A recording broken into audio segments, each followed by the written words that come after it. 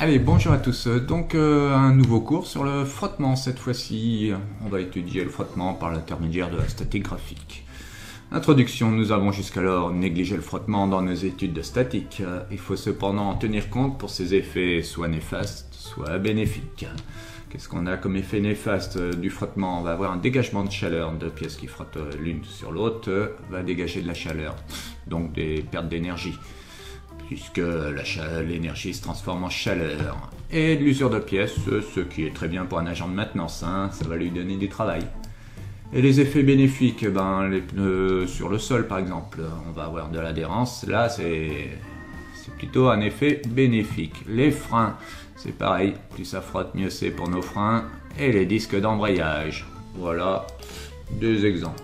Donc des petits morceaux de vidéo, là j'ai trouvé sur YouTube la soudure par friction, là une pièce qui tourne très vite, c'est un tube, et justement ça va tellement chauffer que ça va faire fondre la matière et on va avoir une soudure ici. À un moment on arrête de tourner, ça recommence à durcir et un petit coup d'usinage par dessus ça, on va avoir une belle soudure entre les deux pièces.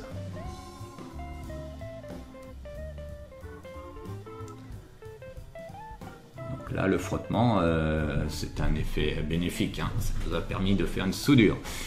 Une petite voiture là, qu'est-ce que j'avais gardé sur les voitures? Donc on a du frottement et là il faudrait un anti-dérapage, un anti-patinage. Mais pour ces conducteurs là, le patinage c'est ce qu'ils cherchent. Et frottement, donc dégagement de chaleur du pneu sur l'asphalte. Allez. Alors définition, si on a deux surfaces en contact qui se déplacent ou glissent l'une par rapport à l'autre, on dit qu'il y a du frottement. Lorsque ces deux surfaces tendent à glisser mais ne se déplacent pas, là on revient à la statique, on dit qu'il y a adhérence. Donc c'est l'adhérence qui va m'intéresser. Donc j'ai fait un petit test ici, donc un taille crayon là, de 9 grammes. Et une gomme de 9 grammes. Donc je les ai posés sur une planche, et on va incliner la planche. Et suivant le coefficient de frottement, il y en a un qui va se mettre à glisser plus rapidement que l'autre. Voilà. Donc vraiment deux pièces de dimensions identiques, la surface de contact est identique. Et on va voir que elles ne se mettent pas à glisser en même temps. Donc taille ici en acier sur bois, glisser avant la gomme sur du bois ici. On a un bon coefficient de frottement ici, très fort, donc on va descendre plus tard. Voilà pour la démonstration. Donc on va isoler la caisse 1 me semble-t-il, voilà.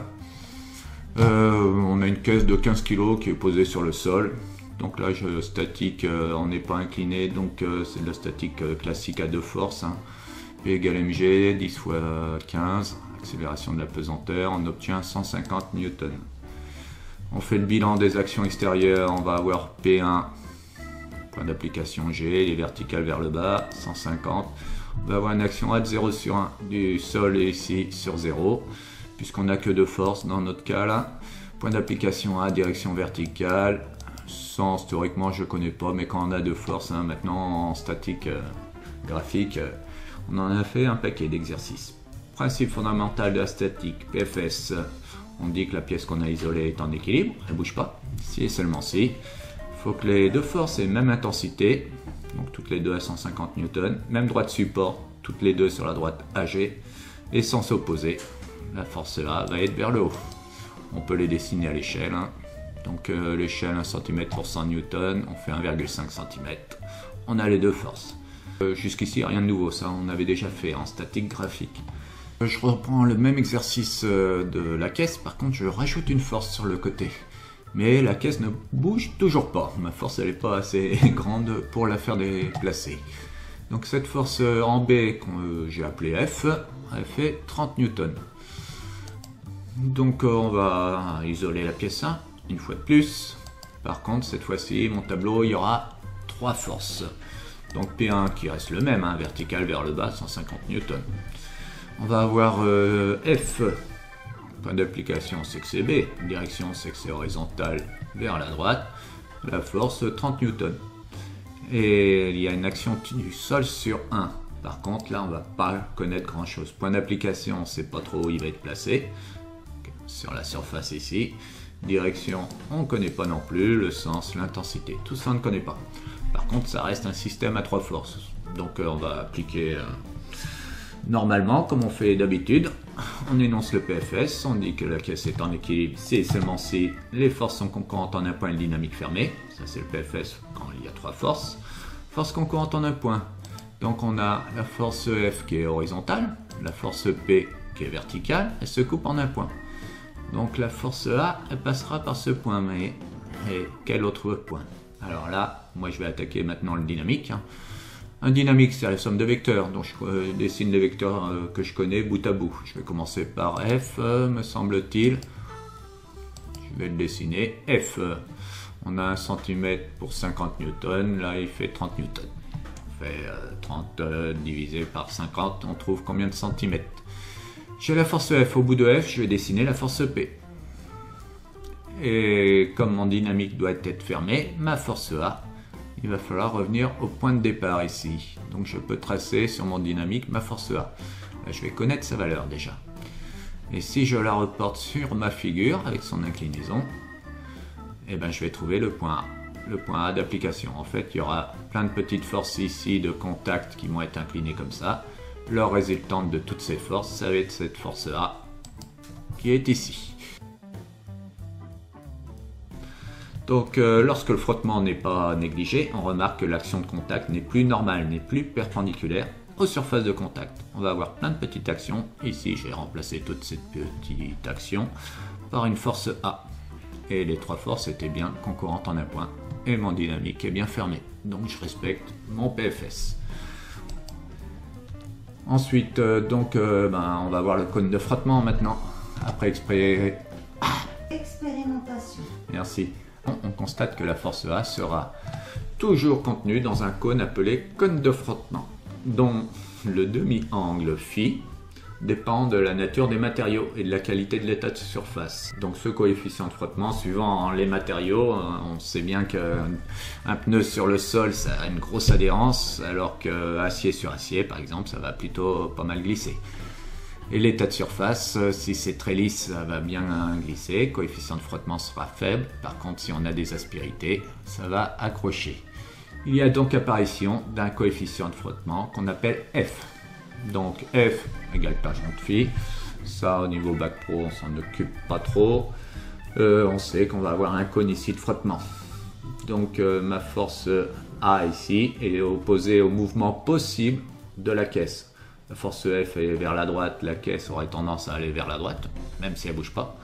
Donc ma force A va être vers la gauche ici, sur le cône. On va parler de petit coefficient de frottement F ici. Donc on a des valeurs ici à sec ou lubrifié, acier-acier, on est à 0,18. Si on rajoute de la lubrification, on est à 0,12.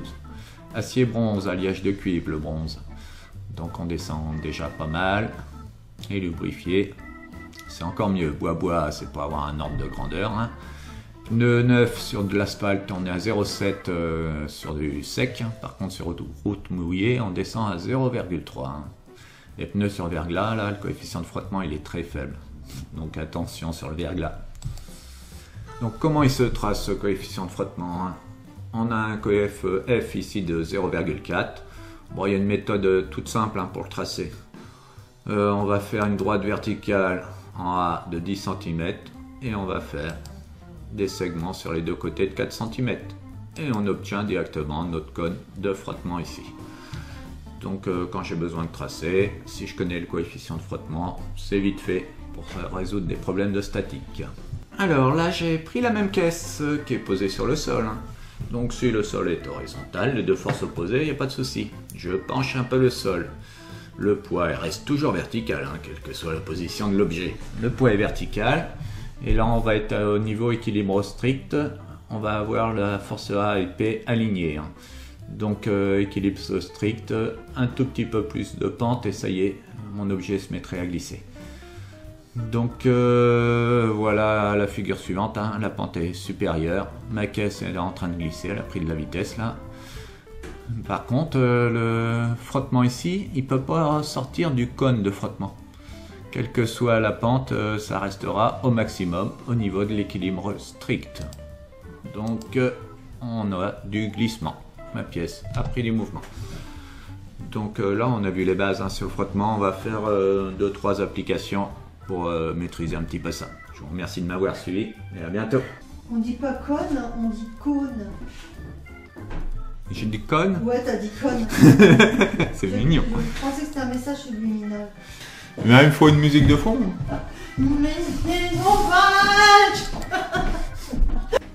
Allez, bonjour à tous. Un petit cours sur le frottement maintenant. Donc on va voir le frottement entre deux pièces. On va faire la statique graphique. Frottement. Ah, ta gueule.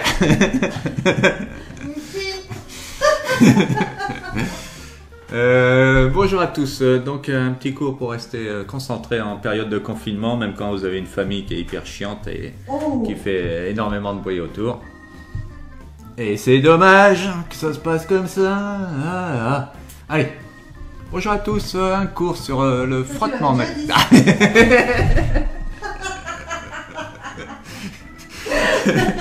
Merde.